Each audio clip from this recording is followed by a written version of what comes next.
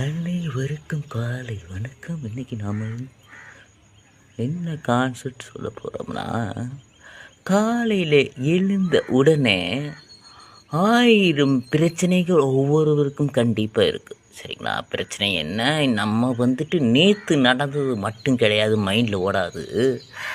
பல நாள் நம்ம நினச்சிட்டு இருக்கிற ஒரு சில விஷயங்கள் அப்பப்போ வந்து போயிட்டே இருக்குது. நம்ம இன்றைக்கி இங்கே வேலைக்கு போகிறோம்னு நினச்சிட்டு அதனோட விஷயத்தை மட்டும் நம்மளோட மைண்டில் எப்பவுமே எண்ணம் ஓடாது. சரிங்களா? சரி, அதை மறந்துடலாம் அப்படின்னு நினச்சிட்டு, சரி நேற்று நடந்ததை மறந்துடலான்னா அதுக்கு முன்னாடி நடந்த விஷயங்களே மைண்டில் வரும்.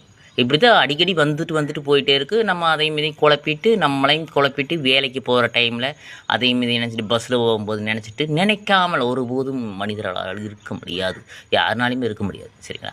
அது என்ன, சரி அதெல்லாம் பார்த்துக்கலாம் அப்படின்னு மனது உங்களுக்கு தோன்றினால் நம்ம கண்டிப்பாக நம்ம இருப்போம். அதெல்லாம் பார்த்துக்கலாம், சரி எது வந்தாலும் பார்த்துக்கலாம் என்று மன உறுதி உங்களுக்கு கண்டிப்பாக ஒவ்வொருவருக்கும் முக்கியம்.